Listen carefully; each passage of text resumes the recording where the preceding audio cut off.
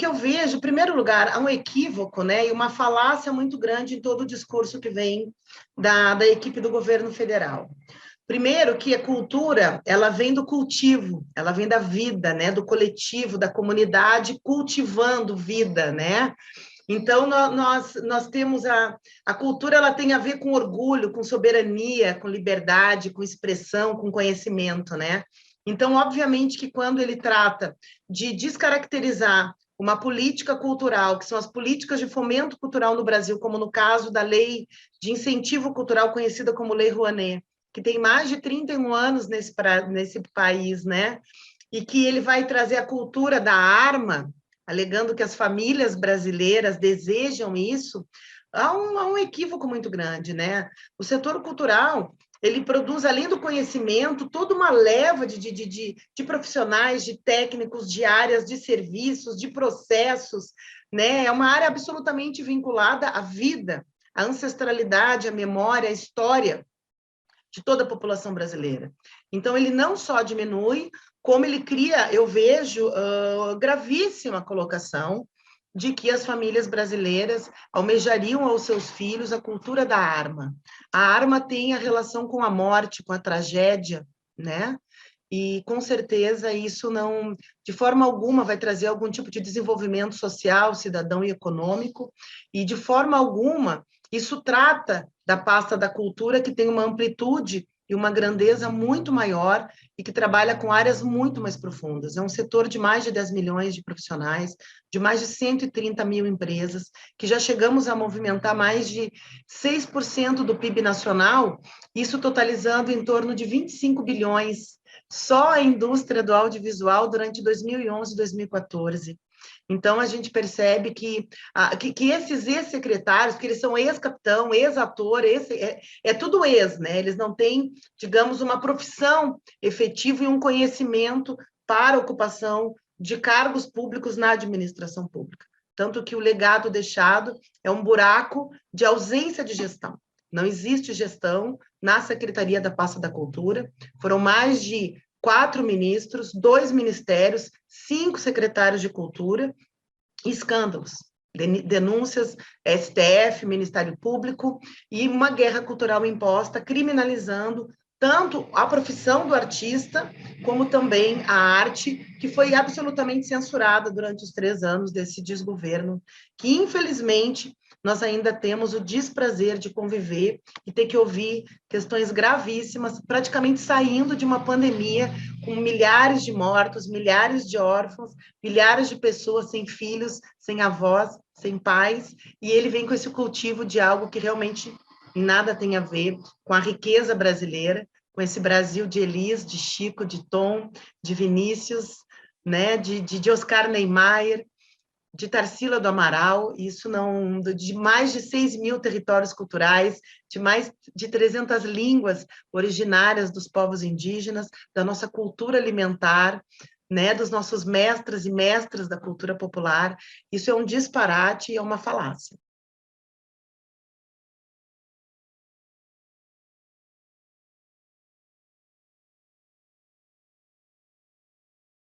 Com toda certeza, né? Eu vejo assim, nós tivemos no ano passado, até em função da descaracterização das funções, inclusive de todas as pastas da cultura. Eu acho importante a gente falar sobre isso, porque eles falam de excelência e de que as políticas de fomento cultural no Brasil eram casos, né, de polícia. Eu acho que é importante a gente lembrar, primeiro, o respeito à administração pública, segundo, o respeito aos servidores, né, que estão trabalhando com gestores ali colocados sem qualquer qualificação nas pastas que ocupam, que trabalham armados nos seus lugares de trabalho. Isso é um desrespeito, é uma ruptura à democracia brasileira, né? Segundo, é essa alegação gravíssima de que as famílias brasileiras têm que entender a arma como liberdade, né? E como eu estava falando, eles estiveram na Comissão de Cultura e um desses rapazes, eles colocaram que realmente a arma seria considerada liberdade na visão deles. Eu particularmente sou uma estudiosa e sou uma gestora pública de formação, entendo isso como uma parcela do crime organizado. Isso não é uma fala de um gestor público responsável e que presta contas à administração pública à sociedade brasileira, né? Quer dizer, se você tem... o setor cultural, ele engloba serviços, produtos, processos, conhecimento, desenvolvimento, ciência e tecnologia. Então, quer dizer, se você tem faculdades, artes, conhecimento, né, capacidade criativa, né, quantas mães vivem nessa questão da criatividade, de lidar com o dia a dia, de sobreviver com o custo que está a comida, né? Lembrando que nós estamos agora chegando em maio e só vão ter 6 meses do Auxílio Brasil, acabou. Nós somos o país da 14ª economia do mundo, nós éramos a 6ª. Nós estamos no mapa da fome. Nós temos 6 meses de Auxílio Brasil para a população brasileira. Nós não tivemos uma política do governo federal para o setor cultural que teve que parar por segurança da sociedade, que é o maior beneficiário.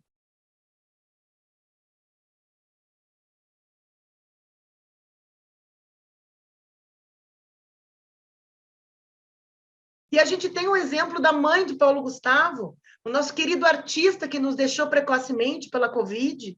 Imagina a alegria de uma mãe, né, que o filho se forma, ele se apresenta num palco, ele faz a trilha sonora para uma série na Netflix, ele lança um livro, ele lança um conto de histórias, ele lança... A gente vê aí o canal Curto, o canal Arte, o canal Brasil, os desenhos, o canal de desenhos, cheio de desenhos de artistas brasileiros. Nós temos a moda, o designer, a cultura alimentar, isso, a arquitetura, o urbanismo, isso tudo faz parte da composição da cultura brasileira. Nós temos os milhares de cenografistas, pintores, montadores, artistas. Nós temos os palcos que dependem ali, cada montagem, 100, 200, 500 profissionais.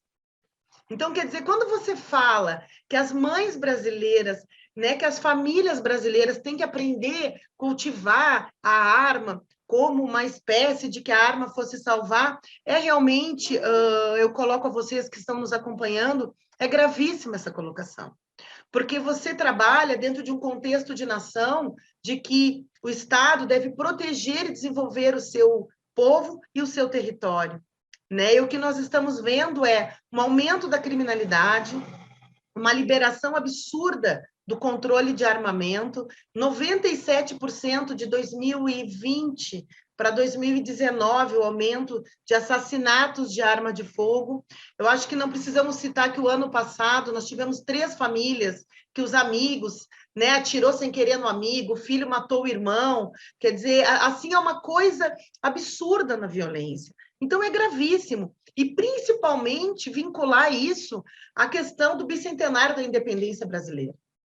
Né? Quer dizer, a partir do momento que o país se torna uma república, uma democracia, como um Estado de direito, que a sociedade passa a ter direitos garantidos fundamentais, como a dignidade e como a segurança pública.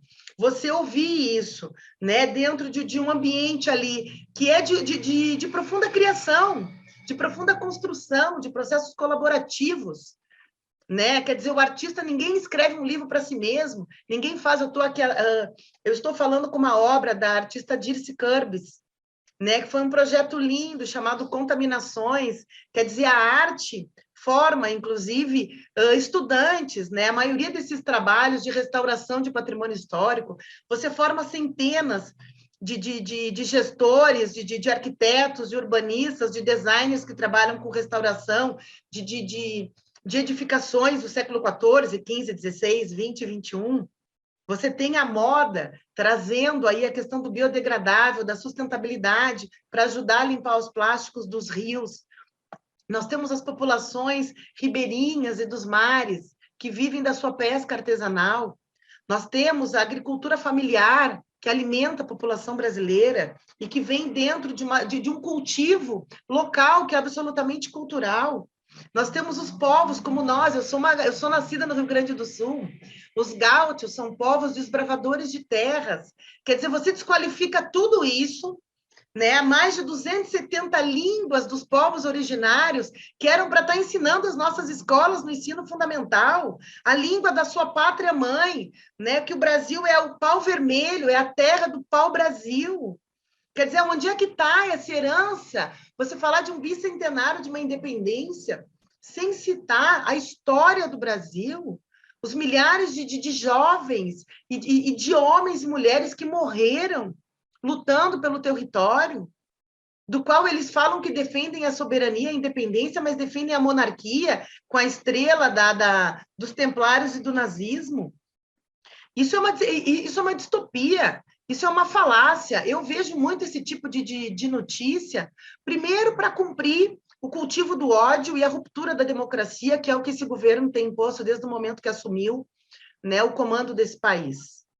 Segundo, que o setor cultural é absolutamente abandonado, sem qualquer política, sem qualquer programa. Simplesmente o Ministério da Cultura foi dividido em 3 pastas, tendo no seu núcleo de poder as decisões, os servidores, muitas vezes, nós recebemos diversas denúncias. Eu trabalho no mandato da deputada Benedita da Silva, estava na Comissão de Cultura em 2019, não foram centenas de denúncias.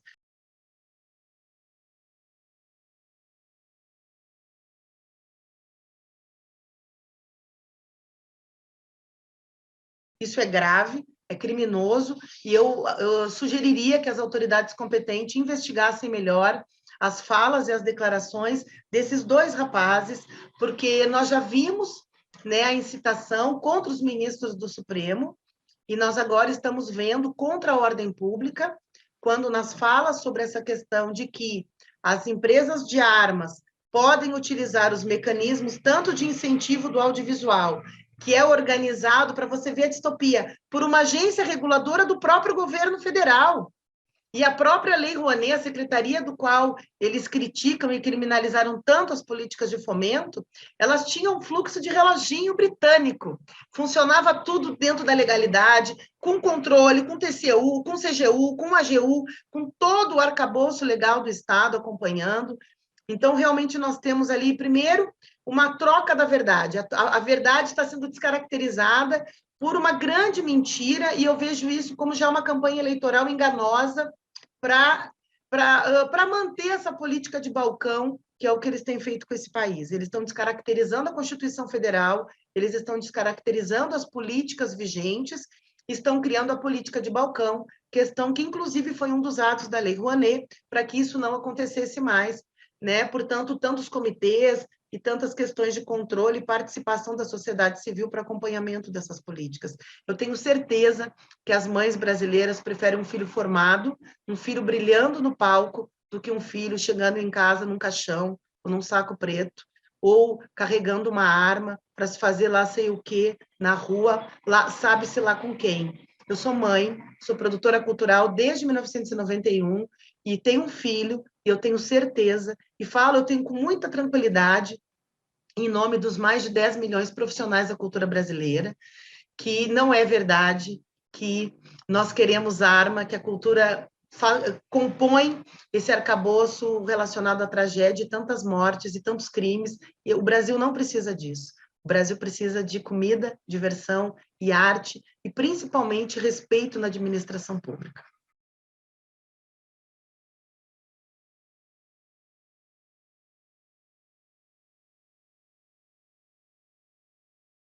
A Secretaria deveria, nesse bicentenário da independência, estar incentivando a soberania nacional, deveria estar cultivando as populações da floresta, né? Deveria estar criando programação para os órfãos da Covid, deveria atender os miseráveis da fome sem um lar, deveria lembrar que a economia da cultura é uma das economias mais limpas e que mais é desenvolvida no mundo inteiro, né? Tendo como composição a economia da cultura.